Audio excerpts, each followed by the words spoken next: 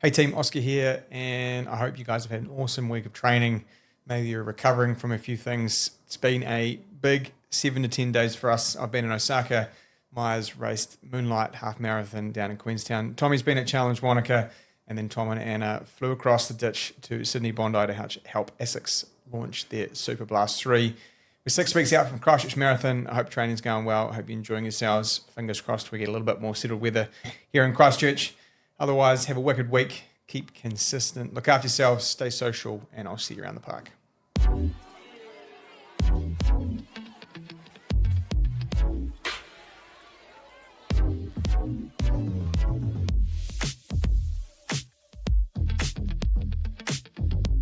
Hey, it's Oscar from the Frontrunner Colombo. And Tom from the Frontrunner Colombo. And Maia from the Frontrunner Colombo. And you are listening to Run Spesh, our weekly running specialty podcast where we eventually talk about running, but mostly we talk about shit. And I was just doing my zip up, the AMSR to start today's. ASMR? Yeah, sure. That's about where we are at. It's 4 o'clock on a Friday, so I'm sorry.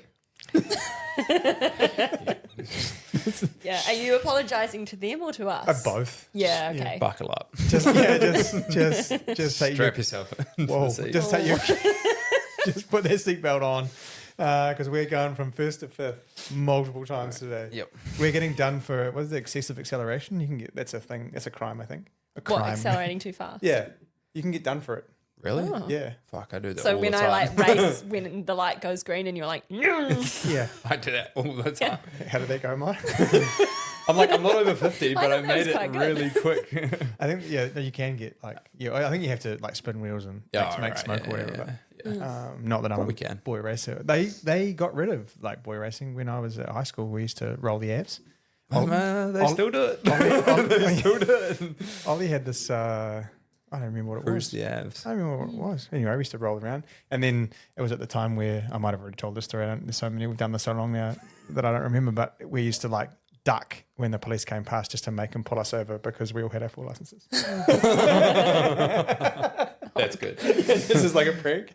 Oh shit! Yeah, just everyone duck down. you're like, And then you get pulled over. You be like, "Evening, officer." hey, bro. Yeah, what's up? Nice to see you. What's happening? Anyway, what is happening? I feel like a lot of stuff's happened. We haven't recorded one of these in 2 weeks because we had our podcast last week that we released with Hillary from the week before, which is great. People should go back and have a listen to that, get inspired. I actually listened to most of it. Did you? Yeah. How often would you say you listen back to Oh, them? 1 in 30. Not 1 that, in 30 is kind of good. not I that would say. often. Yeah. I generally only listen to the first couple of minutes and the last couple of minutes just to make sure the audio stayed somewhat consistent before we just bang it up into the ether and hope it works. Lands in the clouds. It does. That's a weird thing too to think like that. What's even weirder is when you're on a plane and there's like world Wi-Fi. You can because planes have Wi-Fi now. Obviously, they're Starlink or whatever. But when you go onto your phone and you select Wi-Fi, and then it has the different ones. There was one that had like world Wi-Fi. You're like, is that like a blanket, an imaginary blanket that just exists? I've never seen that. But there must be technology. Japan, just living in the future. They are. The thing I was most impressed at was in the Uniglow shop, which is like a clothing retailer that kind of makes their own stuff. And they do like collabs with artists and movies, and they have the Peanuts, the Snoopy and stuff that I like. And I don't know. I'm just a 12-year-old in a 35-year-old's body. But and they had swinging what do you call it? My brain is so fucked. T-shirts, wasn't it? No, it was like on mannequins. Yeah. On electrical arms swinging from the ceiling in a big glass box. That sounds really freaky. It was a little bit, but that store was 12 stories. 12 stories. And because everyone's Imagine losing your mum in that. Yeah. Oh. I mean, I might not mind that. But Oh my God. How long have we been here?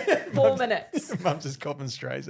She'd probably be listening too. Sorry, Mum. That talk thing. And because everyone's so polite in Japan, they leave the elevators for like the disabled or the young or like pregnant mums. And so you had to go up 12 escalators. It was, it was literally like an episode of Beavis and Butthead. Just kind of cool though. I don't know how we got there. But no, Japan was good. Are we leaving it at that then? Yeah. That was like the perfect segue. Yeah, so if you didn't know, Oska was in and so Japan. my race was almost like 12 stories. That's a good way to put it. Yeah, you didn't even give us much on Strava. You said Sunday long run with the boys. I think, I said longy with the boys. Okay. Because I just wanted to put some sexual innuendo in there. Yeah. Which is ironic, given it was Japan. There's no... Whoa. Isn't it ironic? Who sings that song? Isn't it ironic? Ooh, yeah. I feel like I know this one, but I don't, so keep going. Someone from the 90s. I wasn't born. Alanis Morissette. Yes. I was going to say Shania Twain, but that, like, kind of same. Yeah. Era of judgment. Yeah. So I was in Japan. I did have a long run with the boys on Sunday. I do love Japan. Like, I do genuinely.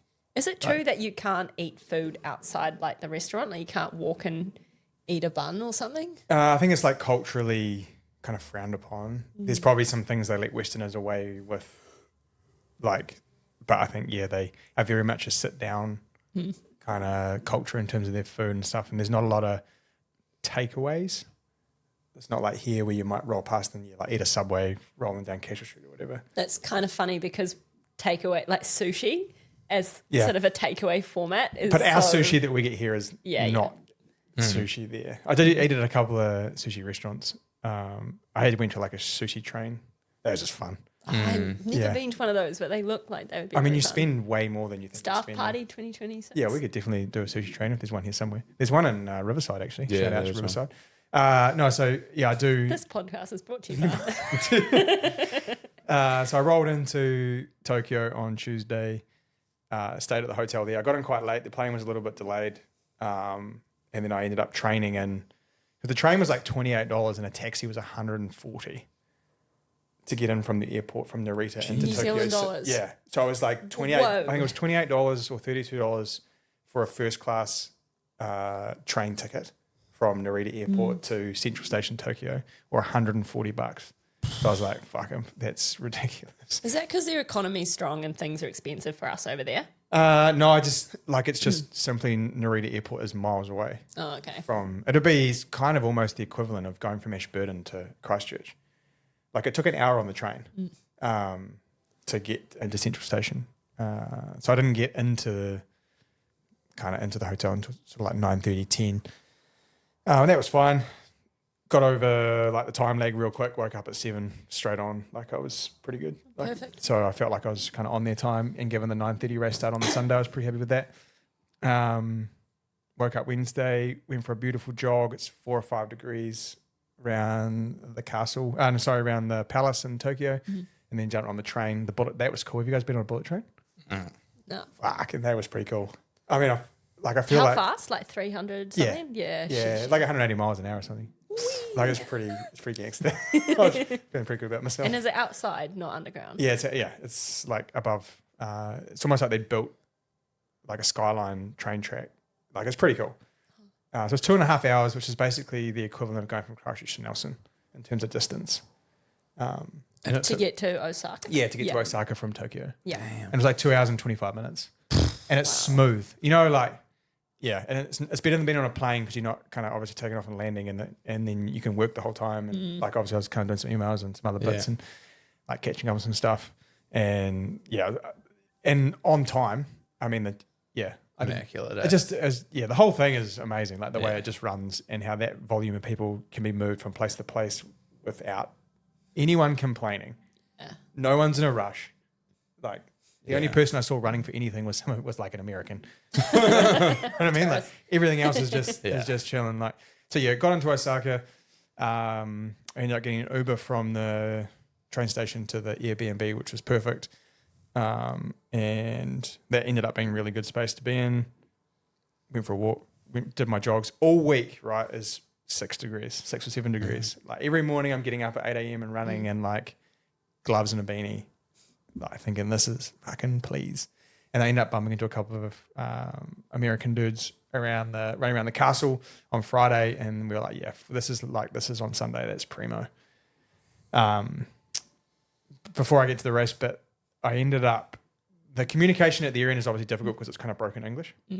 And some of the instructions they'd given us via email, I think like I'd read in between lines that didn't exist.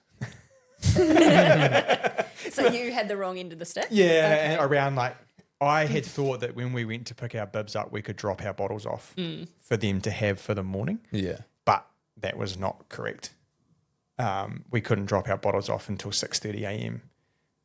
on the race morning. And because my accommodation was sort of like 1,300 metres away, like, 1.5K away from that, and the race didn't start till 9:15, they wanted our bottles by 7 a.m. And so I didn't really want to come back. And go again or go and stay. Because Yeah. it was like, 6:30 in the morning, like It's a long time to be sitting on there. the side of the road. And funnily enough, I think I sent you a Snapchat of the Ethiopians lying on the ground sleeping when I got there. So they'd obviously been there since 7 a.m. Yeah. And they were just all with blankets lying on the ground having to sleep, which is honestly amazing. Yeah. Like, and all of the 6 dudes around like 205, 206, Yeah, they're just like lying on the ground having a snooze. Yeah. And I'm like pacing back and forth, fucking nervous as. Yeah. So I ended up booking a hotel 200 meters from the bottle drop for the night before the race. I think I was getting a bit worked up about how I was going to get that done. Yeah. And I was making a problem out of there wasn't a problem. The problem was just book a fucking hotel room. The problem was you were going to run a marathon in less than 48 hours. Yeah. And it was like, I just need everything to flow. So I probably wouldn't have normally dropped $300, but it was like, Bill Richards helped me out with some money, the trust. And I was like, fuck, I might as well spend it. Like, the money's there, I might as well use it for something good. And that seemed like a way to get rid of a problem that wasn't a problem if I had a solution to fix it. So I ended up staying in a hotel. So by then I'd been in like 4 hotels, 4 different beds. Yeah. Like that week. Fuck, that's a fair. Yeah, which is okay. Fair few. Woke up race morning. I slept really well, which is so unusual for me. Normally I'm I was just channeling my inner Tom, just chilling. But I actually slept like 7 hours. Yeah, I don't know. 7.5 hours. Which for me either meant I didn't care enough or I was so tired that I just blagged out anyway. Yeah. But I felt pretty good and I got up. They don't do gluten-free bread.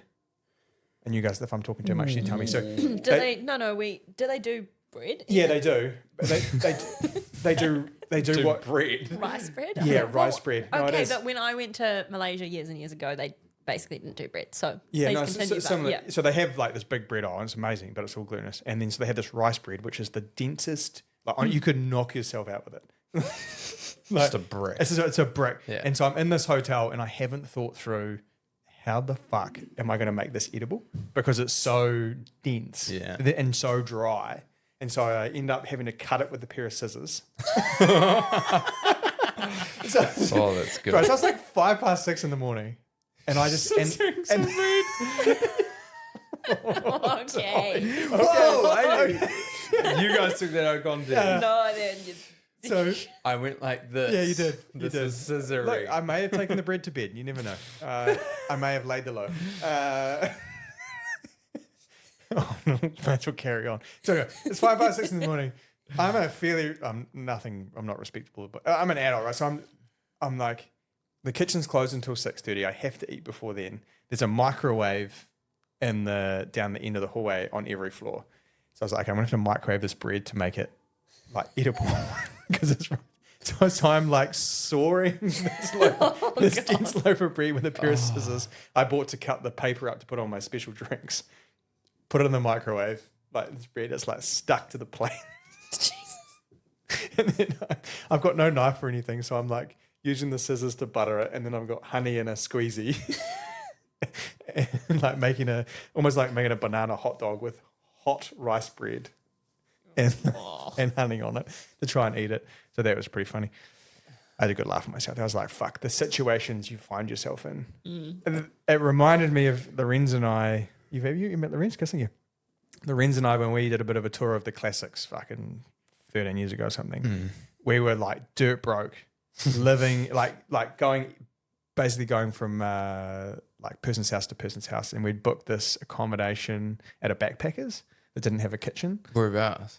In Hastings. Oh fuck. So in this, it's like it couldn't get much worse. Yeah. Like maybe Bluff. Yeah. And then we ended up having to make 2-minute noodles in a jug in a kettle.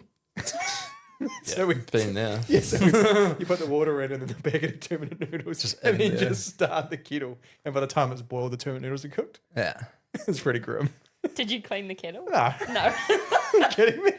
We're like 20 years old. Pour it back out. Yeah, we just poured the whole thing into a bowl and just, yeah. I think we might have eaten it out of one of those Sistema things because we didn't have any bowls. Like, yeah, it was pretty grim. Anyway, so that made me laugh. And then, had my bicarb, had my Nomeo. Yeah, what'd you take?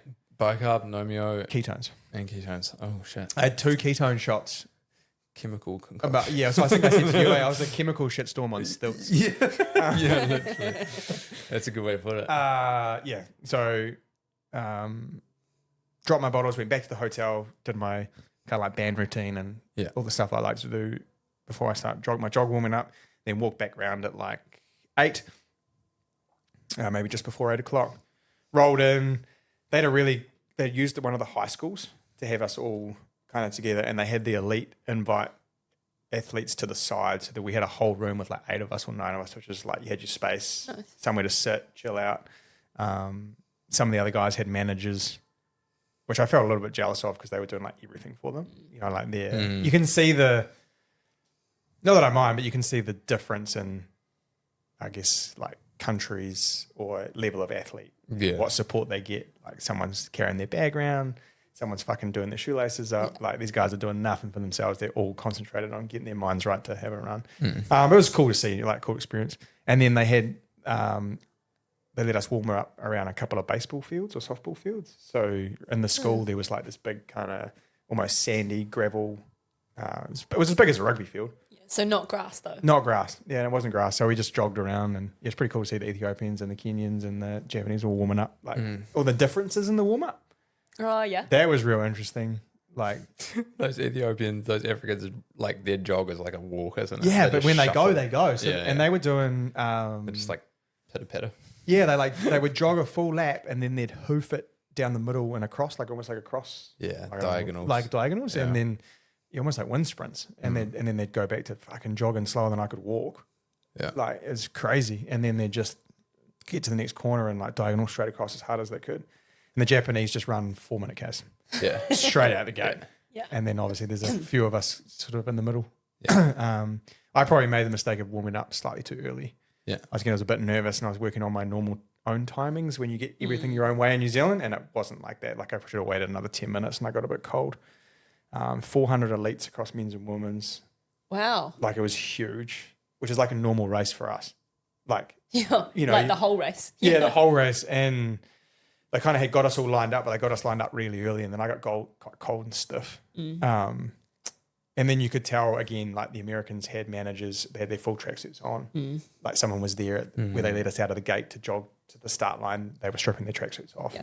Had someone. So you could see the difference in like those little micro things where we all know they make a massive difference. Like, and then, I made a rookie error and I started too far back. So I had kind of stayed in my seed, not realizing some of the other seeds had gone in front. And then I would have started like 6 or 7, 8 seconds back. So like a good 20 rows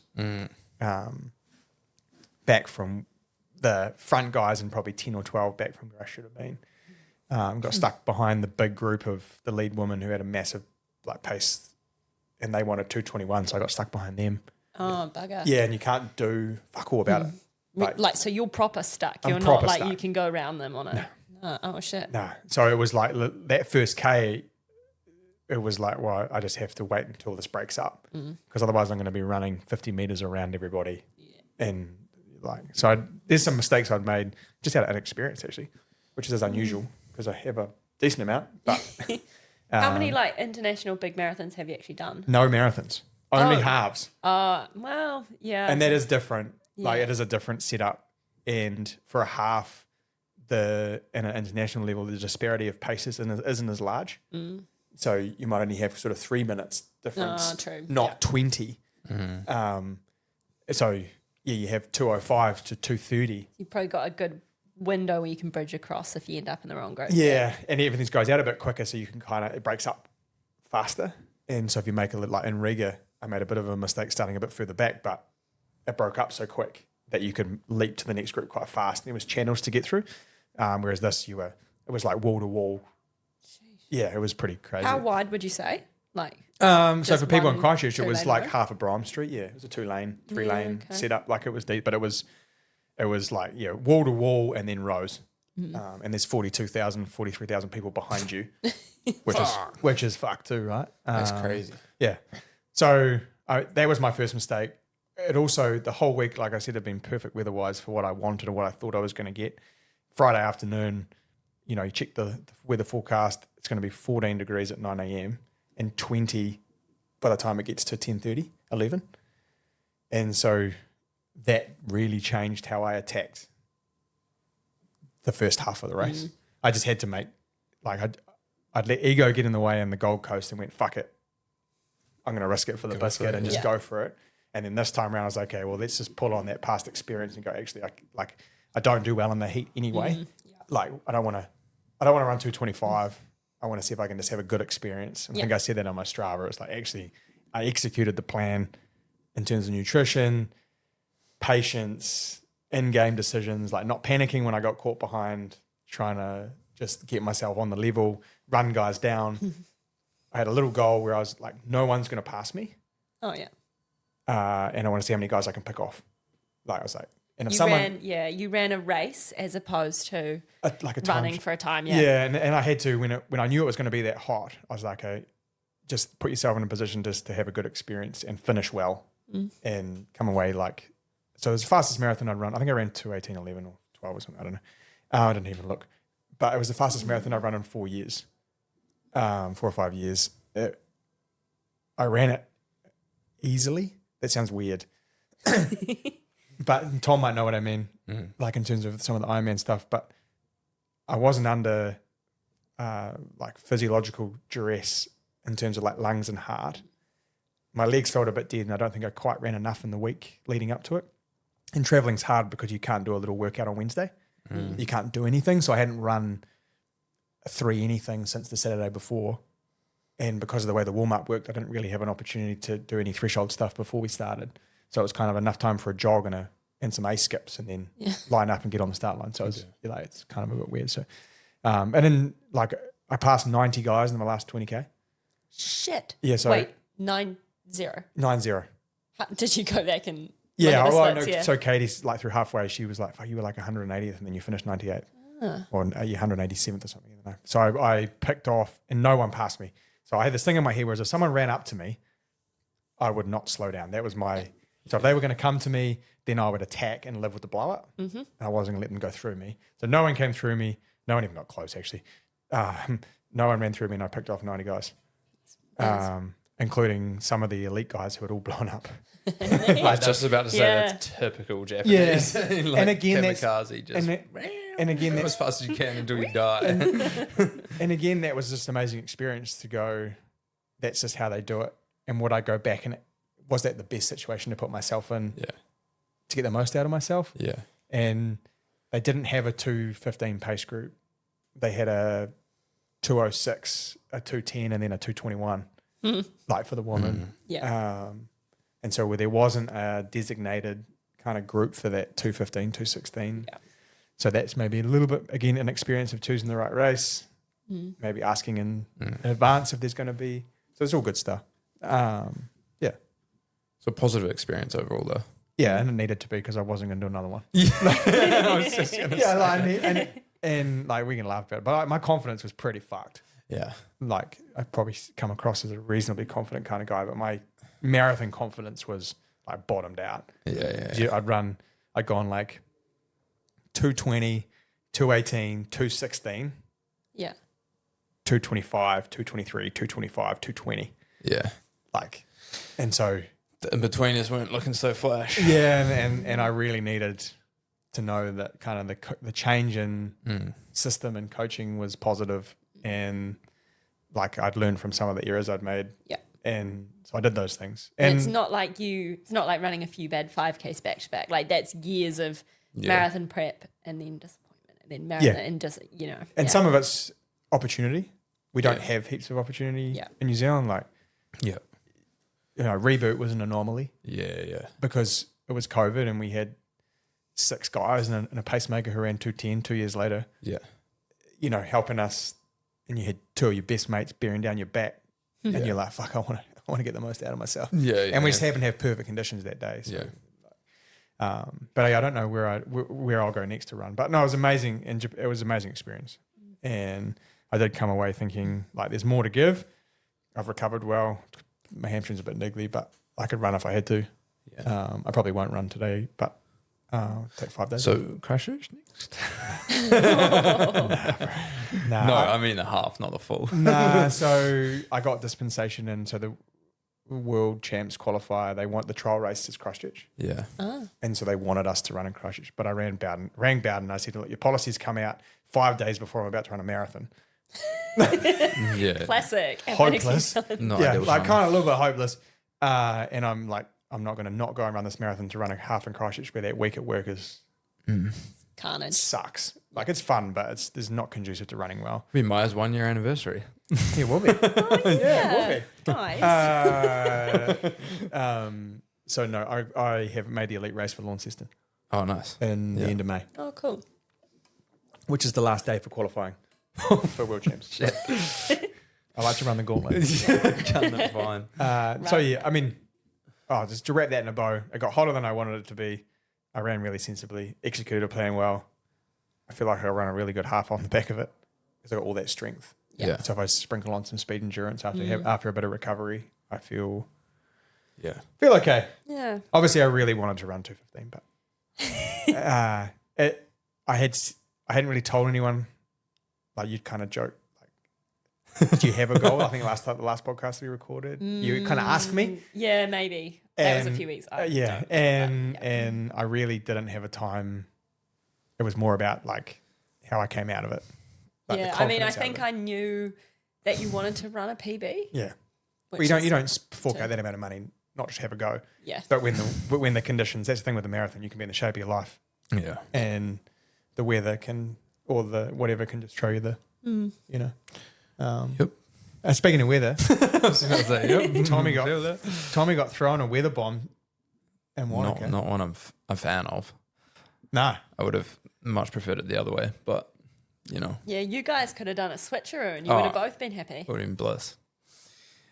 Yeah, like just continuing our shit summer that we've had here in You were not South wrong. Island. You're not wrong. Just it's been miserable. No, Wanaka was freezing to say the least. I think I actually saw Logan on rep the day before, and we were about to go for like a swim in the lake to kind of scope out where the sunrise was going, because last year it was horrible, and you turned the buoy and you couldn't see anything for like a K back into the shore because you were just swimming into the sunrise. Oh. And it's like the glare Never off the thought of that would water be a was problem. awful. Luckily this year it wasn't too bad because there's a lot of cloud cover. So in the end it didn't actually matter that much. But on the day we did it to see, it was like impossible to see. And we're like, fuck, you just have to look at the sun basically and know that you're swimming directly underneath it. Fuck. To the buoy. The sun's there. Yeah. There's the first star and The buoy there's is there. And That's then some you go that way. that's some Peter Griffin bullshit. Yeah, Like, it is horrible, and it's quite a thing because all the Ironman like halves and stuff start that around that time. So if the course is directed in that way, then it is an issue. But yeah, anyway, we were swimming. I remember we all were like just tiptoeing into the water. And we're like, oh, fuck, this is going to feel cold. Because you don't notice it too bad when your feet go in, because wetsuit's all the way down your leg, and then as soon as you put your face under, you're just like, ooh, yeah, this ain't warm. So yeah, that was no fun. It was about 5 degrees race morning. that's what I wanted. Yeah, yeah. Motherfucker. They claimed the water was 17. And I fucking called Yeah. bullshit on Yeah. that because Maybe the wee little puddle. that they Yeah. fucking measured it it with. felt like, I mean, I know the water around here is pretty nippy, and it felt fairly similar. Like, I reckon around 14 degrees or something. Like, Oh. yeah, it wasn't cold. Oh, sorry, it wasn't warm. Anyway, yeah, the swim didn't go great. I didn't have a great swim, which was a bit annoying, but the first 800 meters was really good because I found some feet, and then I was like, okay, this is like all good. I can see the splash. I just follow these guys, like hope they're going the right way. And then one guy started going off track, and I followed him. And then I look up, and it's like the group's over here, and I was like, fuck, I'm done. Like, you have to put so much effort in to catch back up to another group, and I just don't have that next effort in the pool at the moment. But it's coming along. I was happy because normally when I get out of the pool, my triceps and my shoulders like cramp up everywhere, and like getting on the bike is awful, and that didn't happen this time. So it means I've changed something for the better, which is nice. But yeah, because it was so cold and I get rainouts pretty bad, like I'll go for a surf in Sumner and it's like reasonably warm water and my feet and hands are just white. I did set up another picnic in T1 because I could not get my shoes on. I got my wetsuit off pretty easily, but then because of the shoes that I have, a pair of Saxon's old cycling shoes, they have like a booty liner, like a sock liner. So normally with cycling shoes, it's just a strap and you can slip your foot in quite easy. That's why they leave them on the bike. But for his ones, it's like impossible to get on when they're already on the bike because it's like a sock. So I just put them on in T1 and then run with them on and then jump on. And I could not get my feet into the shoes for the life of me. I was like trying to get my hands in there. I couldn't feel my fucking fingers. I couldn't feel my feet. So I spent a little bit longer than I would have liked again. But that was purely conditions, I think. And the bike just was tough. Like you go from town out to past Glendhu.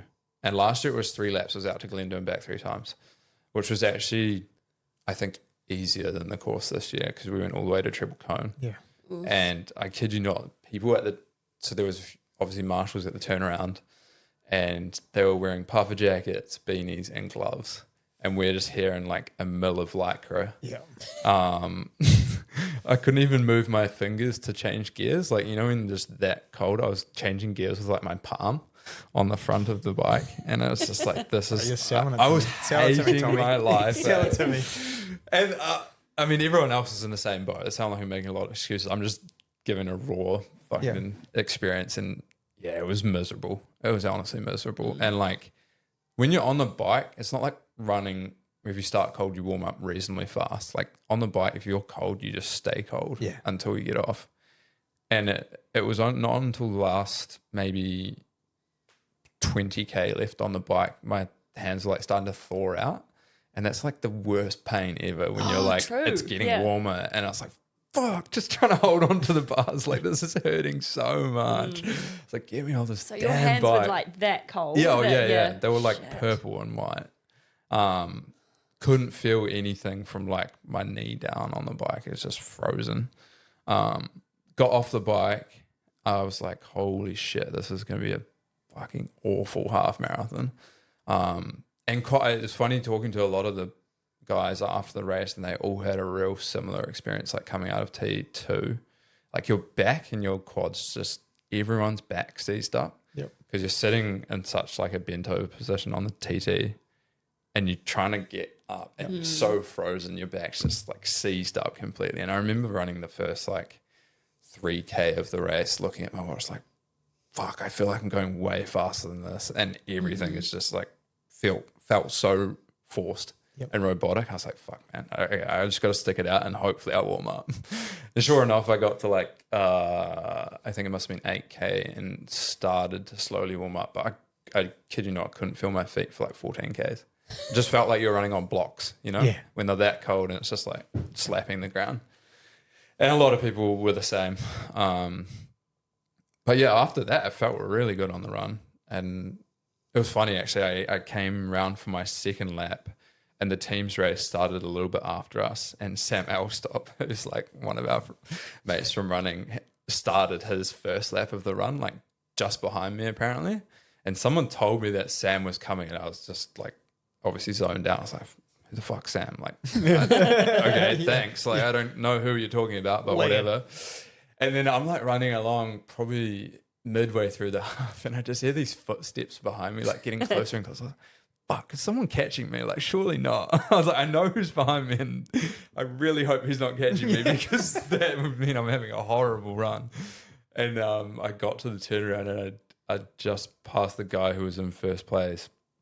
And then I did the turnaround and I was like, oh, fuck, it's Elstop, who's doing his first lap of the run and he just like sprinted up behind me.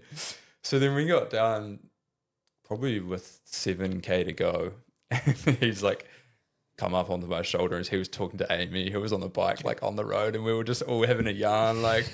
And then I'd realized as I'd run out of T2 that I'd forgot to get my number on. Oh. And like you just have a race belt and you have to run with it. And I was like, oh fuck! I was like, yo, Amy, you reckon there's anyone in T2 who can like go and grab my number and like pass it to me on the way out? Because I didn't know how they'd feel about me running up there with no bib. So Amy like boosted ahead on the bike to go to T1, get her friend who was in the team's race to go into the transition, grab the number, come out, and I had to put it on like mid-run. Like, It's the most Tom thing ever. yeah. Do you think they'd like penalise you for finishing without a I don't think number? they care because you run with like you have your Chip tracker. on, yeah. So I mean, they know it's you when you They cross the seem line. pretty. I mean, I know it's not like the Olympics or anything, but kind of They do- anal about like Yeah, they do doing get your transition process a correctly. bit annoyed about it. So luckily it looked like I didn't forget it. But then like half the photos was no number. You're right. I didn't see that one but they even put a photo up on their Instagram. So I guess they don't care. But yeah, no, like 'cause, surprisingly, it was I think it was my second fastest half in an Ironman or half Ironman. On like a pretty slow, challenging course. It's not easy. It was 700 meters long as well. Jesus. So I think I went through the half like 74. Yep. And the overall was like 76. But yeah, like gravel roads, not really that flat. Rolling. No, and it's as good as those meter speed edges are. They're not made for gravel. No. Were You're they slipping pretty on it. shredded by the end? Yeah, no, not great. Like they've got holes through like the foam gets pierced by the stones and Yeah, stuff. yeah. They'll be fine to train in still, but yeah, probably wouldn't race them again. They were a sacrificial lamb. Yeah. But no, it was the first time I'd crossed the finish line. I was like, I could have gone like another 10K at that pace. So that was nice to finish that, knowing that was the case. And I don't know whether it was fueling or maybe it was the temperature that it was so cold and you just don't go into that next gear because you can't kind of thing. But no, it was fun. It was a positive experience for the last quarter of the race. So you hated it for 3.5 hours. Yeah, pretty much. No, it's fun. Last half an hour with me. I hated it. And yeah. So you won age group, Yeah. and Yeah. then you managed to kind of run yourself into 10th. Yeah, I was like Overall? 10th in the overall standings. And it's a little bit skewed. I don't know. Everyone's like, oh, you were 10th overall. I was like, yeah, but it's not the same. Like, we're not in the same race. Yeah. They started 10 minutes before us, Yeah. and they're Okay. there's 12 of them on the start line. Yeah. And, okay. yeah, I don't know. I feel like it's saying, you know, the only way I can relate it is like school athletics champs when you have heats. It's like, I won my heat. Yeah. This guy won his heat, but he ran faster, so he beat me. It's like, nah, did he? We didn't race each other. You know, Yeah. it's like there's different circumstances, and I know it's all on the same day, but like, yeah, but a bunch of the elites all got the exact same bike split Okay. to the second. Oh. It's like you can't tell me they're not drafting off each other when you bike that. Like it was genuinely to the second. And a lot of us age groups, because we're all so different in abilities and like swimming and biking and running, we're always by ourselves. Like I didn't have anyone the whole way that was near me on the bike. It was just pure solo like effort. That's grim, eh? Yeah, so it's 2 hours just by yourself. Was there even sunlight on the road at that point? No. No. And it's not the nicest road to bike on No, it's either. shitty, like rolling hills, chips. Yeah. Yeah, like the next investment is I need to get some better tri bars because my elbows were just like bouncing all over the show, like fucking trying not to fall off the front of my bike. And actually, Tommy, one of the guys we trained with, he was leading everyone. He smashed the bike, and his bars like broke. So he rode like the last 40K with one arm on the bar and one arm on his drop because his other TT bar had just 40K? and he still biked like rapidly quick. It was just flopping around because the screws had broken off. So yeah, like I mean that's typical kind of New Zealand racing. It's shitty roads and lots of bumps and all that carry on. It's not nice smooth highways like in Aussie and Europe and all that. So yeah, I mean it was good. It's the first race of the season. It's always a bit rusty and like came out of it pretty good like you, which is nice. Because typically it's I've been in worse states. Yeah. Well, you're still working at aerobic endurance for 4 hours. Like, yeah. There's going to be a fatigue level. Yeah. But if you come out of it okay and your body's not too bad. Yeah. I feel pretty good. So that's exciting. But yeah.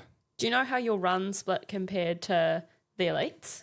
Yeah, I was second behind Moody. Yeah. Okay. Jack Moody. Yeah. That's bloody good then. And he's a 2:24 marathoner who likes running on the gravel. Oh yeah. No, loved it. And like again, like he had a race on his hands. He was about 5 minutes behind the leader coming off the bike. So yeah, he had to work pretty hard to catch up and pass everyone. So yeah, but those boys were flying. Credit to them, they were hissing. And a lot of those guys are doing Topor. Yep. Next weekend. Next weekend, yeah. And so I know that you can't be on a pro field until you get through the age group in Nice. Do you think you'll give yourself an opportunity into 2027? Like once you get that World Champs out of the way and you can get your pro license.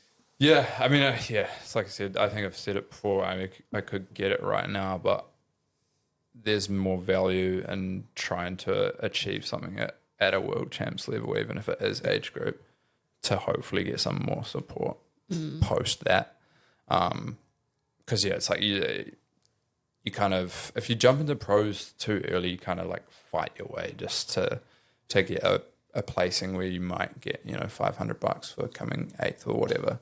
But I feel like if you do it there, I've talked to a few guys and they kind of agree. It's like you want to try not necessarily earn the spot, but do something significant enough to garner some attention and warrant some support. To make that process a lot easier because, I mean, it's an expensive sport and I don't have the money to keep forking out for race after race after race without some sort of backing to help me get there.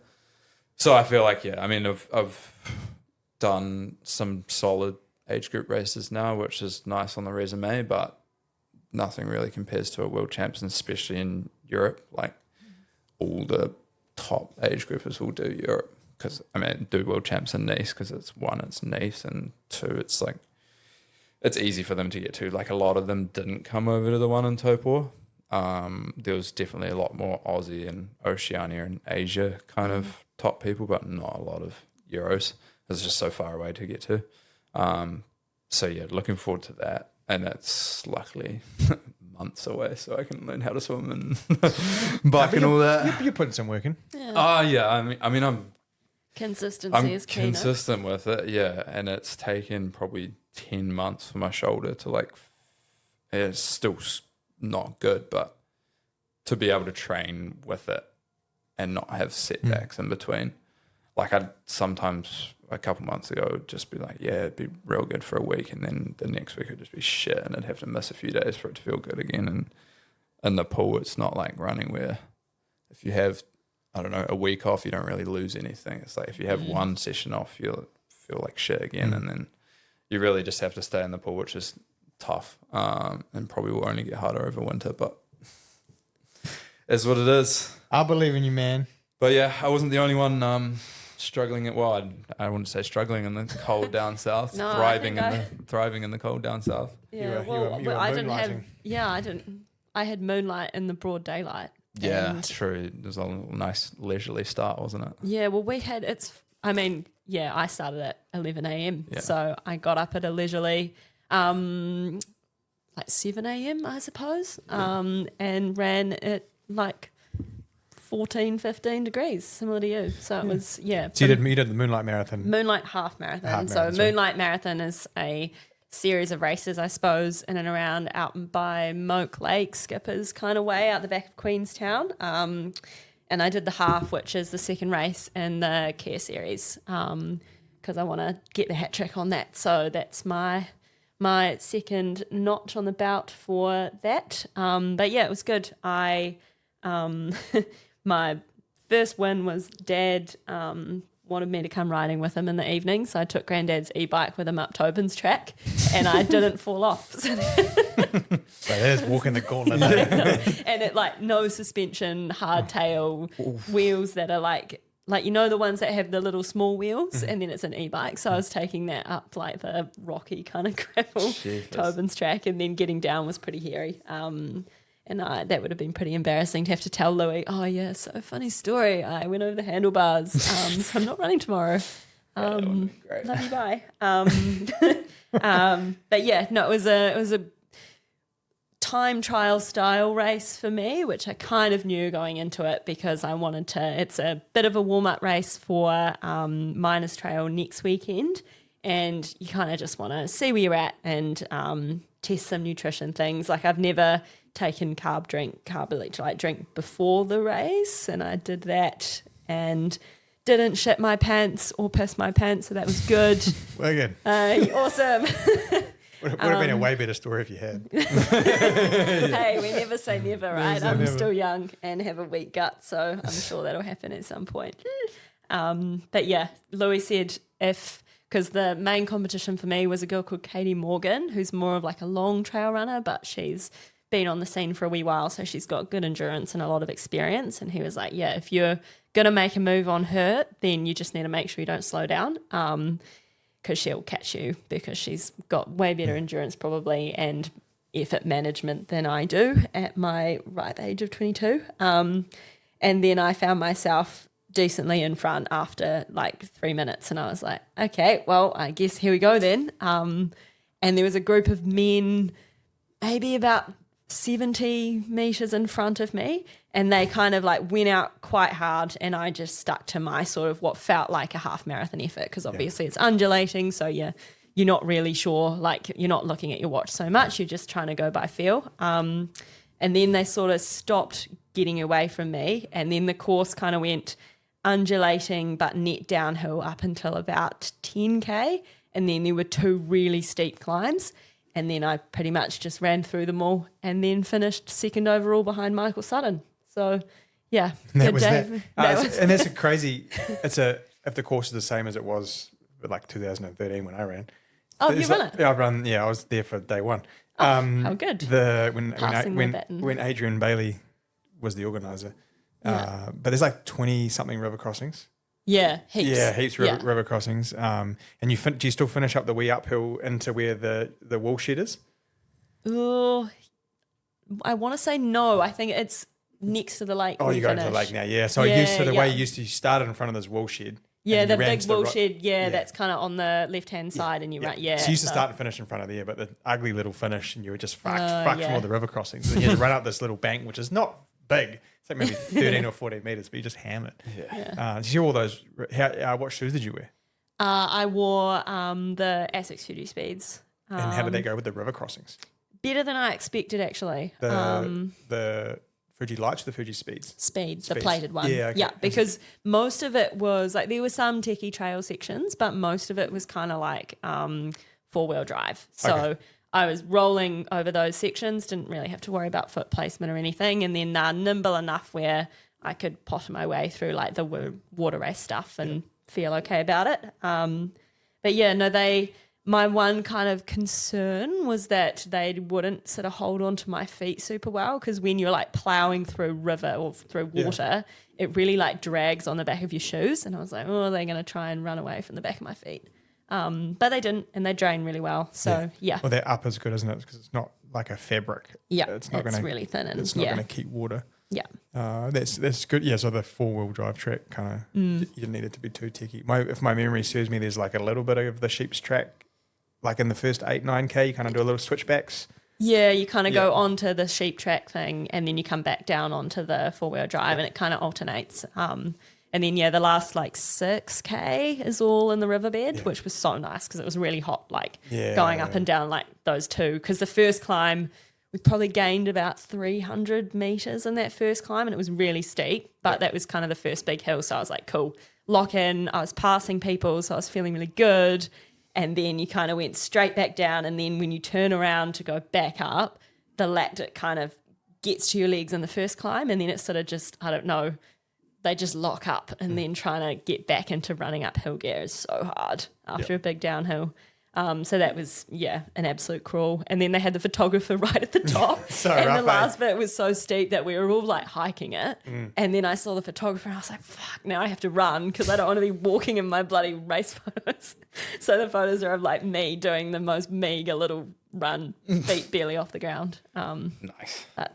Nice. It was cool. And the marathon the marathon you like start it in the lodge, right? And you get helicoptered into the start line. You don't have to get, there's an option to get helicoptered in because, the half and the 30K are, not the half, the full and the 30K are like a point to point.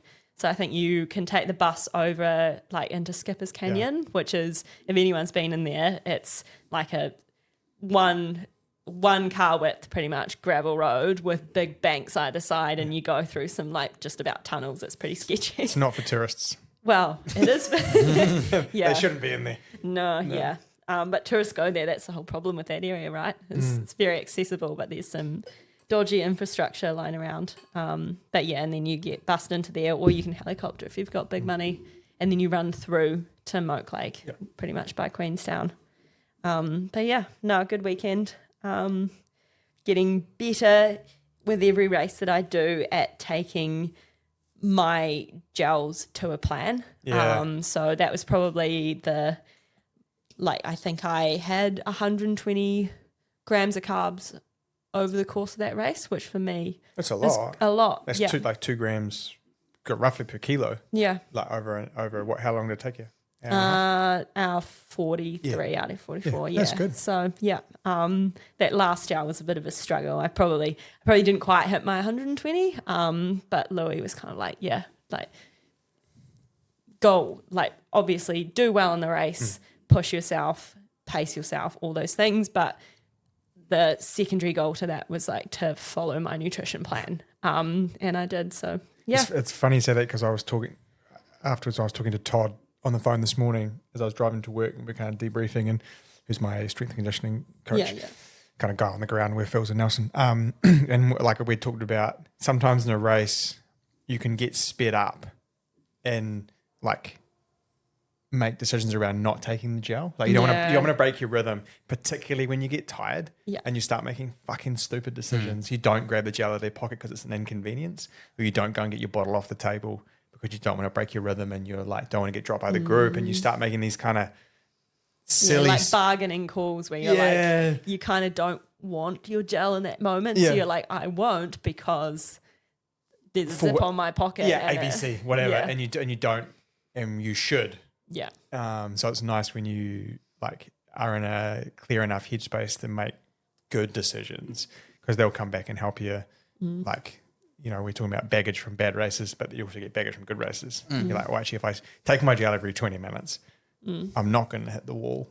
Or it is quite out. a nice like mental cue as well, where you're like, if you're trying to segment the race into smaller chunks, you're like, okay, next chunk, next gel, on to the next chapter kind of thing. And So, I took a gel every 20 minutes. Yeah. Like I just went 20, 40. Did you carry any with you? Yes, I carried them all with me. So I carried 6 gels on me, and I had a nootropics in the zip in my back pocket. And what? Did you have like? I wore the band at half tight. Okay, So I made the decision real early on that I wasn't going to rely on my bottles. The bottles were a bonus because the communication was quite poor. They didn't tell us how the tables were going to be set up. Yeah. They couldn't explain it to me when I went to get my number because it was all Japanese. So there was very limited English. They could basically say hello and okay.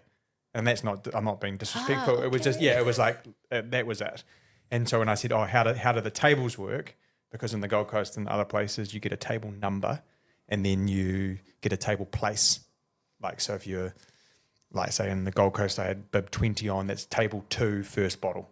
Yeah. Or 21 would be table 2, so you know exactly second bottle. What bottle is going to be yours. Correct. And then you see it. And you see it, and it's all in placed where I didn't find out until 8:30 a.m. that the 3 at the end of my bib number meant table 3. So I was 193, but it could be anywhere on table 3. There was no system. There was no system to it. And how many bottles were on your table? Well, 400 people, right? Yes. How many 3s? So you got number 3, number 13, number 23, number 33, like 43. So anything that finished with a 3 was on the table. And so that was a bit pandemonium. So I purposely put a bottle on the 5K table, not thinking I was ever going to pick it up, but just to get a gauge of where the fuck my bottle would be. Yeah. But it was different every time. So that was just you didn't take it, you just eyeballed it as you ran past. Yeah, so the 5K one, I was like, shit, if I manage to get an arm out and grab it, that's great. But if I don't, I'm not going to worry about it because I've already had my like preload sodium. And then in the hope that my bottle was somewhere in the vicinity of those tables. Yeah. Did you have any like stickers or anything on your bottle? Yeah, I did. I got some origami paper from the 7-Eleven. Well, you don't have the home niceties, so you can't. Yeah. You know, I got a pair of scissors and some tape and a piece of green origami paper. And to be fair, to their credit, they were trying to see your number early and indicate to you where your bottle was and try and push it to the front of the table for you, but it didn't always work. And so I only missed 2 of the bottles, one at 5K and then one at like 23K. But it did slow you down because you had to really focus. And by the time you got tired, like at 33K, you're like, fuck, where's my bottle? And so I was making a real effort to actually go. A little bit of time now is probably going to save me a lot of time later. Yeah. So there was just the experience learning. Fueling is important. So that's why I carried all my gels. I was like, sugar comes first, salt comes after. And so if I managed to get my ESO, because I just had a stick of SOS in each bottle. Yeah. So I had 200 So mils. just electrolyte in the bottles and then carbs in the gels. Yeah. And so I took 6 SIS gels, which was I had never raced on SIS gels before. I'd used them for training in the block, but I liked the idea of the isotonic solution rather than the. And the Morton gels were making me feel groggy, and I don't like the taste of the precision. So, so I don't know. Might have worked, might have not. Who knows? I got to the finish line. Yeah. Speaking of finish lines, you guys had a finish line of Sydney, Bondi Beach, which is like the end of the east coast of bottom east coast. That was weak. Segue like a 3 out of 10. It was pretty weak. Speaking of finish lines, you guys ran a 3K. No, so you and Anna, who is not here today with us, you guys got to go to Bondi. Yeah. Rather crazy, to be fair. It was pretty like short notice, and I was jealous. Yeah, it was pretty whack, but like well, you were Togo, you were doing all right. These guys are off in freaking Bondi, and we're just here and shit on Christchurch. Yeah. No, it was a very cool experience, and I think it's credit to the shop, not just us, like that we're now kind of recognized by a more global scene. And it was cool talking to like other shops there, and like they knew who we were, and like they've been to the website or they follow the Instagram and they see what we do. So it was kind of whack, like being in Australia and having all these people, not all of them, like a handful of them knew. But yeah, huge shout out, I guess, and thanks to ASICS NZ and Australia for throwing the invite and then getting us over there for it. It was a quick, what was it? Shit, you were in and out, 30, 5 hours. You're like PDD in a hours. prison sentence. Yeah, it was... one pump. Yeah. One pump chump. Pretty much, yeah. Quick trip, but a pretty fun one, to say the least. Jetted over early doors on the red eye out of Christchurch, like 4 a.m. pickup. Straight over to Sydney, and then got to give Aussie credit to their public transport.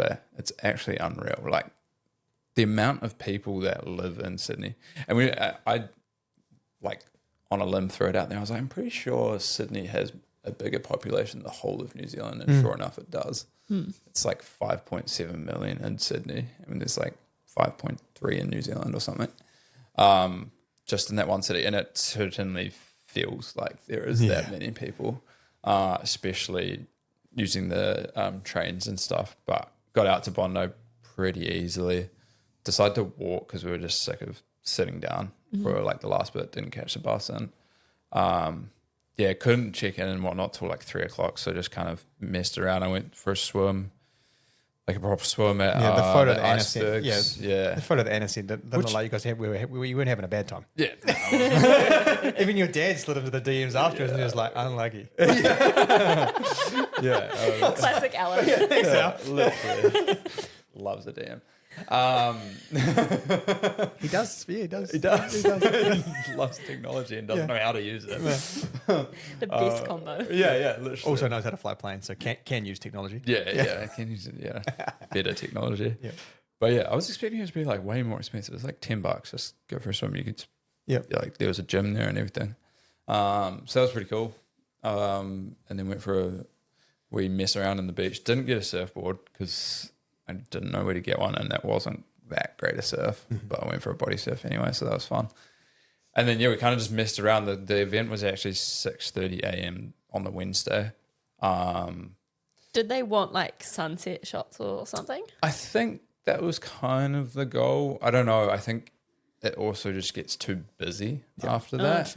Like even 6:30 a.m. was packed. Like people just out walking along the promenade at the beach already. They have this thing called Salties. One of the other triathletes that was there was telling me about it, and it's just an open water group swim. And she said there's like 300-400 people that show up for a group swim. Like on I think it was a Wednesday maybe.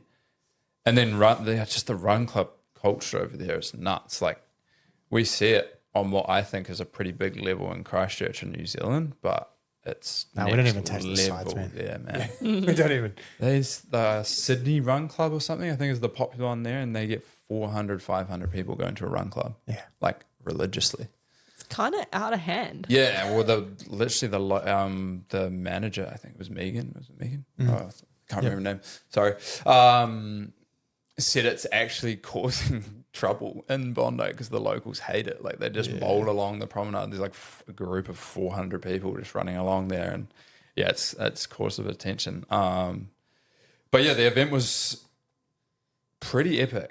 They clearly have a lot more money than we do to throw events, like money at events, because they hired out a place called Common Supply, which is what I could gather, it was like an eatery and a cafe all in one kind of deal, like really healthy vibe kind of food.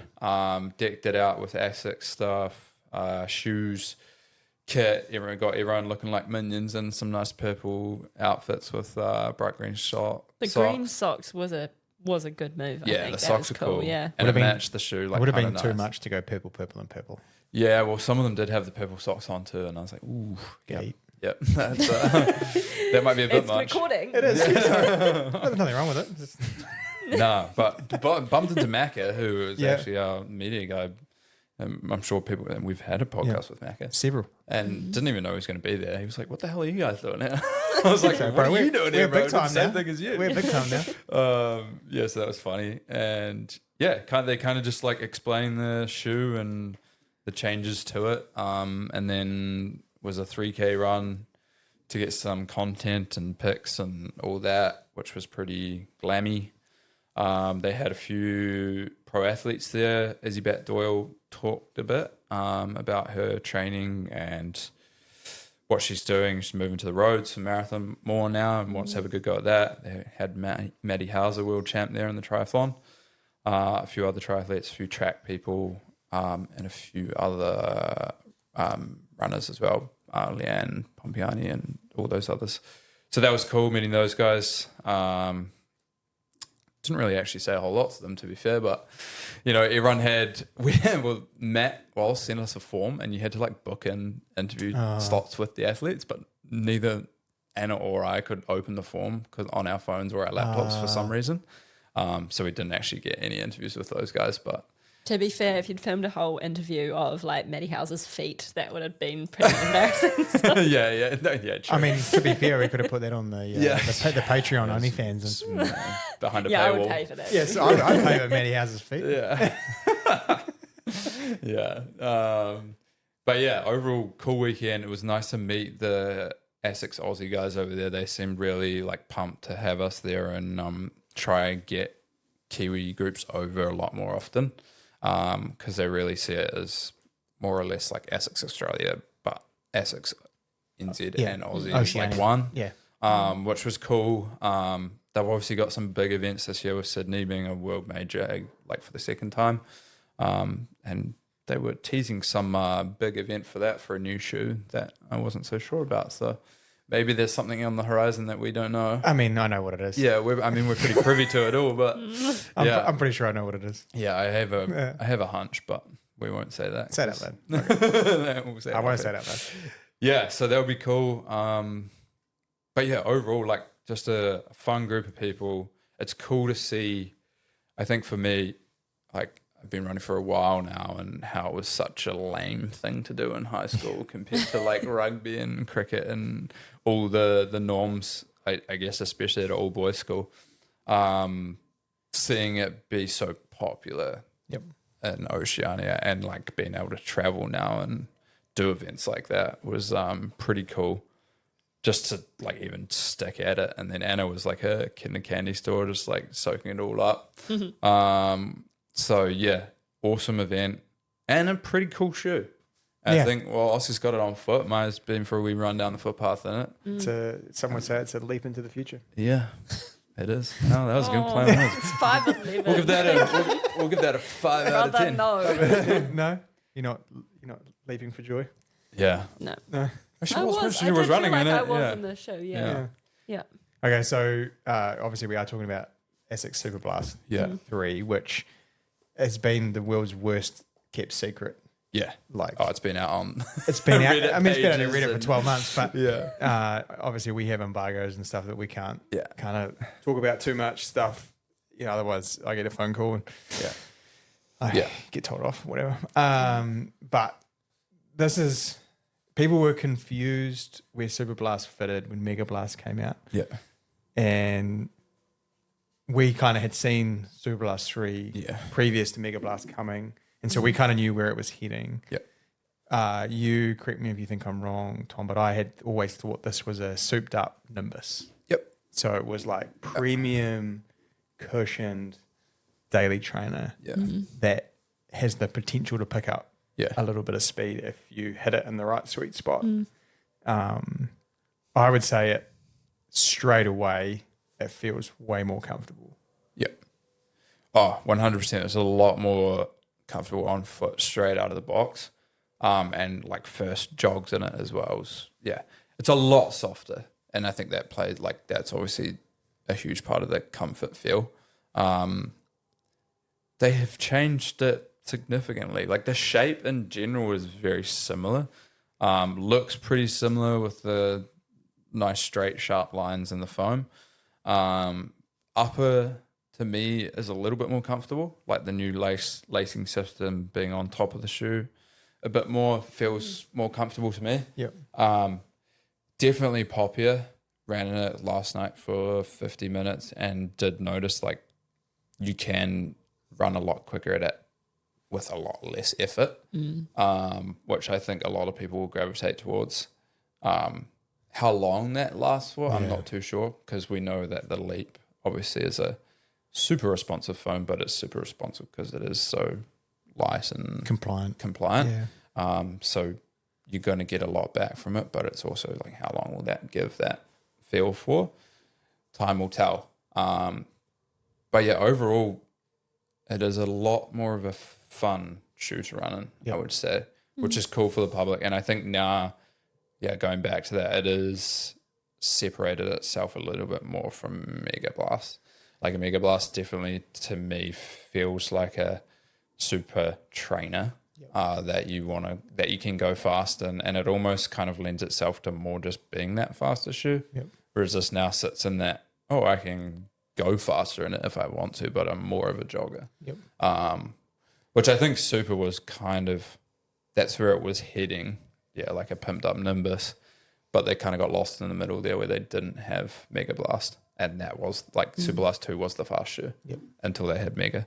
I think the geometry of this, we talk about the difference in Kayano in 2000 in terms of one maybe leaning itself to accommodating a little bit more of a heel strike, and then 2000 being a little bit more of that sort of midfoot kind of thing. I do feel like the geometry of this probably accommodates itself a little bit more to a heel strike. It's got huge posterior flaring out the back of the shoe. It's got a big bevel on it, and it's got a whole heap of rubber on both medially and laterally in the heel area. I'm not saying it's a shoe for a heel striker. I'm also not saying heel striking is bad, but when you look at the Megablast, and it's quite a flat back. It doesn't have a lot of rubber coverage back there. For me, it feels like you've got to hit it on that tip point to get the spring. Yeah. This to me feels like you could kind of heel to toe it. Yeah. And it would feel pretty good. Yeah. Like it's going to tend itself to that. And is it 46 mil? Yeah, 46 mil in the 38? in the back. 46, 38? Yeah, 46, 38. Yeah. So like you are getting 46 mil, the most premium cushioning materials you could ask for. Yeah. In a package which is 260 grams or something. Yeah, they've shaved 10, they say 10 grams, but to me it feels like a little bit lighter. I feel like the fit, like just sitting here, is way more accommodating than the two. Like the shape across my foot is much more comfortable than both the Mega and Superblast 2, because that Mega is quite snug on. I don't mind it, but this definitely feels like, again, leading itself to that kind of pimp training shoe. I'm going to be in it for 3 to 4 hours. Yeah, I don't want to feel the road. I just want to go running. Yeah, you don't feel much road. Yeah, but you're right with the trampoline pod. Yeah, and everything. If you've got a couple of intervals you want to do inside of a 3 hour long run, like it'll do it. Yeah, and I think it'll be more forgiving on the impact than the Megablast. Yeah, because the Megablast is obviously relying on like a really resilient, quite firm foam. Like it's soft, but it bounces back real quick. Yeah, this is going to be more compliant. You're going to be able to sink down into it. Yeah, more. It's going to take away that impact, kind of for that long run. So we are seeing probably better disparity between the two. What did you find running? Because you're obviously little again. Yeah, thanks. Yeah, not much than you, but enough. Yeah, I liked because I'm a fairly low cadence runner considering the size of me, I suppose. And I found because it's a bit more like it's a bit bendier in the front, and the kind of rock doesn't feel as aggressive as the old one or as Megablast as well, which for me worked really nicely because I felt like I could just kind of mid-foot strike and then, well, it wouldn't throw me off the front. It would kind of spring me forward, but it felt like I was in charge and it was just kind of giving me a nice lift. Yep. JC said I sounded really like I was just slapping the ground as I was running up and down the store, but I think that's what happens when you put 46 mils of stack with 164 meters of person, not meters, centimeters. Yeah. And also, it's a humongous person.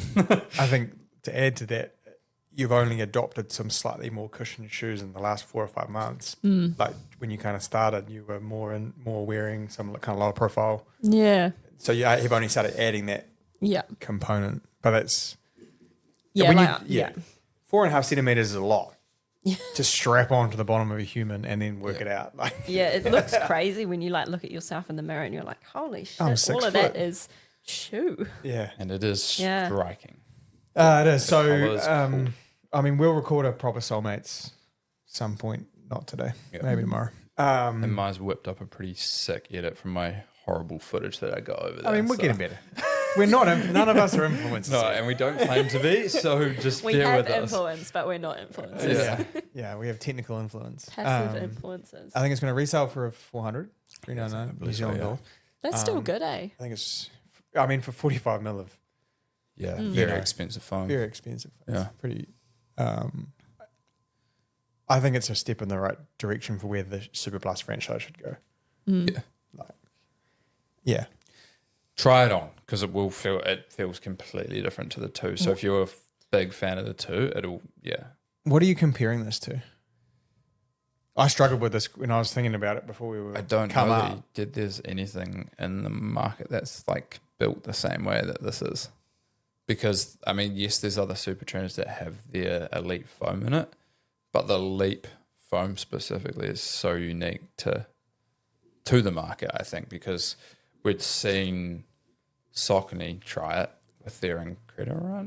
No, what is it called? Yeah, well, they've got one coming, which I don't think we can say the name of yet, but yeah. Yeah, which is super soft, compliant foam, but it's so soft it just feels unstable. So ASICS seem to have found a way to create some stability in it without it, creating that wobble and instability, but still getting that foam back. So I don't know that there is anything. we'll see the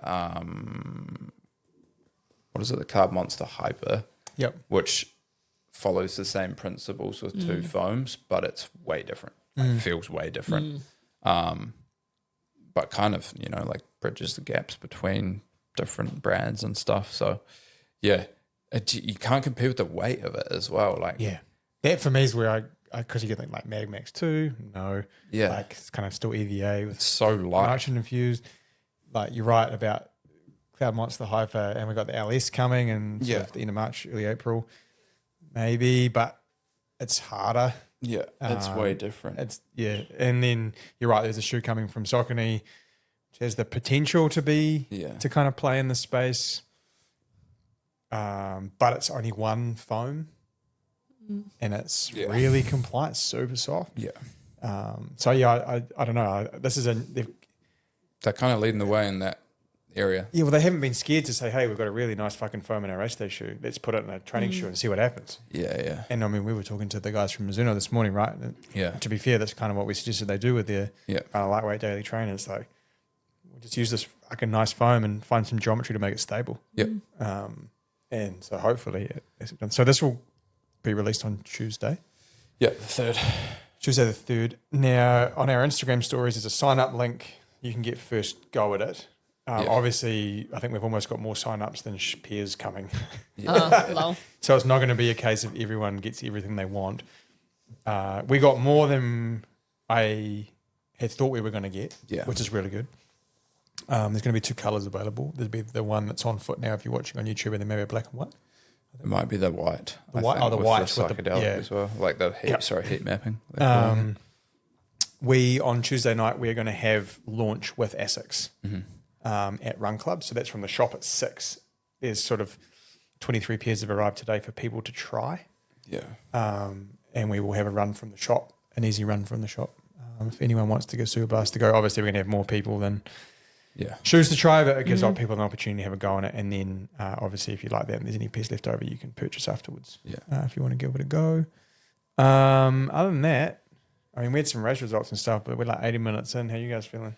Yeah, I mean, I'm clocking off in 5 minutes. 10 minutes. 10 minutes ago. Well, if we're going to do it that way, then probably 2 hours ago. Anyways. No, that's okay. We can wrap that up. I just also want to say I had to turn my phone off on Sunday afternoon because of the messages and like the encouragement and stuff that I got from people. I just wasn't expecting it. Got a little bit overwhelming because I wasn't disappointed, and that's not what I want to portray. But I was a little bit like, fuck, I missed an opportunity because of some conditions to have a go. So it was kind of bittersweet. But yeah, the messages that I got from customers and whether it was Instagram or Strava or like text or stuff like that was I really appreciated a lot of more people I thought were invested in me going, okay. which was a nice feeling, and I wish maybe I could have been given an opportunity to go a little quicker because I knew I could have. But I appreciate the support. My comment on Strava: my boss is faster than your boss. Got 8 likes. So I was like, Oscar's done a cool thing, but I'm feeling pretty good about it. Yeah, I think. Just sponging off. Yeah. Did you get any followers? No. Actually, maybe. Nathan Heaver might have given you a follow. No, I think that was like Strava was like 500 kudos or something. That's crazy. Fucking ridiculous. I actually just legitimately ended up turning it off. But not because I didn't like it, just because it was like fuck, my phone wouldn't stop. So I gave Katie a call, sent Phil a text, turned my phone off. And then I think and then by the time I got to the evening, I actually wrote a reply in notes. And then just copy and pasted it to everyone who messaged me because it was too hard to write individual replies. Yeah. So now it was all good. So you come to Run Club, Superblast 3. Tom and I will get a Soulmates probably tomorrow. We'll try and get that organised for Saturday, so we'll go out Monday so people can know the differences and a bit more specific. But pretty good layout. Thanks to ASICS. Well done, Maia, on moonlighting. Yeah. Well done, Tommy Triathlete. Triple T. That's an old joke, that one. Yeah, it is actually. Oh shit, I haven't heard that one. Turbo Triathlon Tommy. Triathlon Turbo Tommy. Anything to add, Maia? No, not really. Sayonara, each of Iggy's Accelera. Nice. Say hi to your mum for me.